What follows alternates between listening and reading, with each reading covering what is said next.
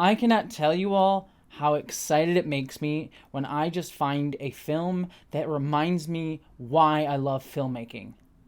Hello interwebs, I hope you're all doing well, and for today's video, I actually want to take the time to just recommend to you a movie that you probably had not even heard of that you most definitely should take the time to watch because it is an absolute gem of a film that I think was so unique, so inspiring, so clever and cool and smart that I think everyone should take the time to watch it. Called Beyond the Infinite 2 Minutes, directed by, I'm going to make sure I pronounce this correctly or as best I can, Junta Yamaguchi.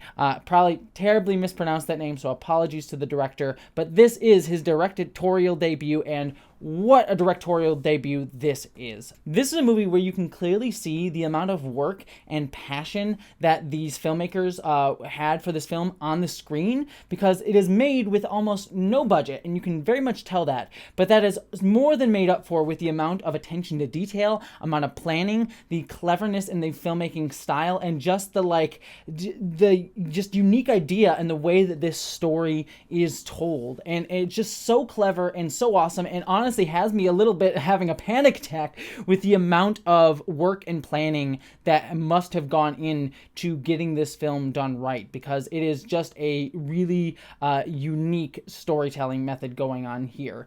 So I kind of need to pitch what this film is from a filmmaking standpoint and the kind of gimmick of it, but I want to promise you that the gimmick is mirrored by what the story is and what the story is trying to do. So this is not just a gimmick for a gimmick's sake, but very much part of the story. If you had not heard of a little film a few years ago, I think it came out in 2019 or 2020, there was a little horror comedy film called One Cut of the Dead, which was a similar South Korean film that did a really long take as part of the production of the film. I don't want to spoil too much about One Cut of the Dead because part of that movie is the twist that happens part of the way through it. But one of the big selling points of it is that it is, at least up front, a one-take movie. Everything that you see is all done in one take, and part of the storytelling of that film is justifying why that one take had to happen in a really clever way.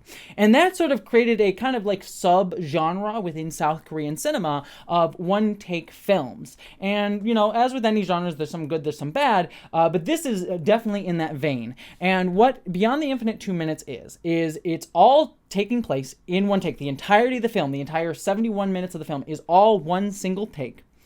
And we are set in a coffee shop where this guy who works there, it's the end of the day, and he lives in an apartment building a couple floors above the coffee shop.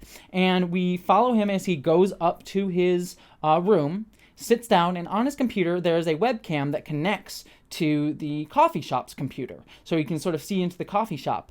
But what he finds out when he sits down is that what he is seeing in the coffee shop is 2 minutes in the future of where he is now. And he starts talking to himself from the future because he in the future is in the coffee shop.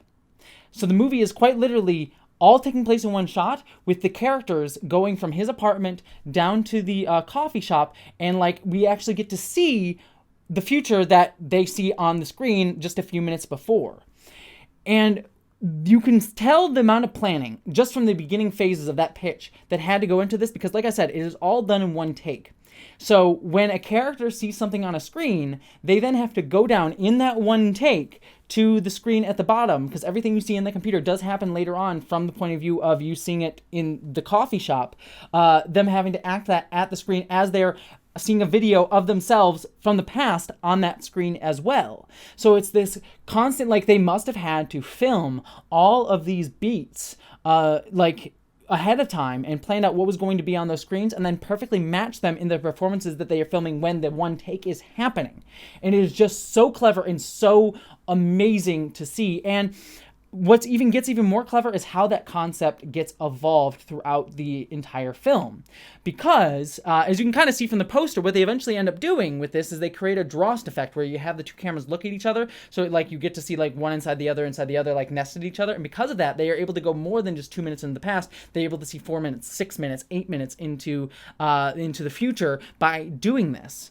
And again, the amount of planning that had to go into this, because at one point in the film you get to see like several computers inside of each other, but they're different layers on top of things. So one person will say something and then pop out of the screen, and then you'll see it in like one later on, another character pop into the screen, and then later on in the film they have to be able to pop in front of the camera to do that exact same thing at the exact right moment to mirror what you had seen on the screen earlier in the film in the future on the screen. And it's so mind-boggling. Like, it seems so simple, but once you get into it and once you watch the film, you're just realizing how much planning they had to do to get all of these shots, and it kind of breaks my brain a little bit thinking about that. And it's just so incredibly clever, and I don't want to spoil too much more than that in terms of like how this concept evolves. But what I will say, and this is in the first 10 minutes or so of the film, so I'm not spoiling too much, is that this is not, like I said, a gimmick for gimmick's sake, but the gimmick is mirrored in what the film is talking about, because the film thematically is about our anxiety for the future and things to come, and what we say to ourselves to try to manifest the future, the kind of lies that we have to tell ourselves in order to try to like hope that maybe we can actually manifest these things in our future lives, but sometimes how those things don't always work out. So for example, and this is in the first 10 minutes of the film, there are characters that will say things to themselves from the future to the past, saying like, you should do this thing because this result will happen. Like, we're in the future, we can tell you that that definitely will happen. But then they go and do it after hearing this, like, oh, my future self said that was a thing that I needed to do it, and it works out for me. Hell yes, it's like a fortune cookie that's gonna, like, I know what happens. But then they go and do it, and it doesn't work out. It doesn't happen the way that they said that their future self said that they would. But then they go in front of the camera again, and they tell themselves the same thing they had told their past selves, lying to their past selves, because they feel anxiety about, like, what if I don't do what the camera, what I had told myself? Like, what if I change the future that I had seen? So I need to lie to myself to, like, make the same thing happen, because if I change it, it will possibly create a like changing the future. It will create a paradox, and so it's just like that cool mind-bending time travel idea that gets put into this, but also gets put into this themes of like our anxiety about the future. And we have our main character who is just someone who does not like to see the future, does not think about the future. He's kind of scared of it, and is always just trying to live in the now because he's had so much anxiety about the future in his past. And it's just such a great like exploration of all of that. And on top of that, the comedy in it is so funny. I know it's sometimes a hard pitch, especially for comedy. Like, when you talk about dramas from a foreign country, it's a little bit easier of a sell. Like, I know for some people, subtitles can be a big barrier for wanting to enjoy the film, which I think you shouldn't. If you are cutting yourself off from so much creative filmmaking if you don't watch movies just because they're subtitled. But I also understand to a degree that it's sometimes easier to be like, all right, I'll watch a subtitled drama, because then you don't have to, like, comedy is so much reliant on timing.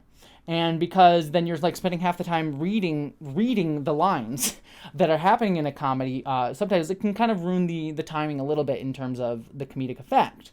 But here, because so much of the comedy comes out of like the clever way the visuals work and how the visuals are developing in this, I think that the comedy still absolutely shines through. And I still think comedy can work even subtitled regardless. But I think especially here, it is not as big a barrier as one would think getting into this film, because I think so much of the comedy comes out of like just the visuals and the way that this concept evolves in really clever ways. So I kind of want to wrap out there, because I feel like to talk too much more about what this film is ultimately spoils the fun of it. So I will just say, if none of what I said sounds interesting to you, I don't know what you're looking for in film, because this, like I said, this movie just perfectly captures everything that I love about filmmaking. It's a unique filmmaking concept that you're like the technology and the way they shot this film is so unique, but that it's not just done just to do it, but it is done in service of the story being told. And on top of that, it's science fiction, it's comedy, it's funny, it has really great characters and great moments. And honestly, it's all done within 71 minutes. It's a very short film. It's not like a 2-hour movie, which I would have even more anxiety if this had been like a 2-hour movie and they had to plan all that out. So it is a short film. It's not too much of your time, but it'll be something incredibly memorable. So if you are looking for a really wonderful film, I believe it's on Amazon Prime. It's definitely available to rent on Amazon, but if you have Amazon Prime, I believe it's on there as well. I might be wrong on that.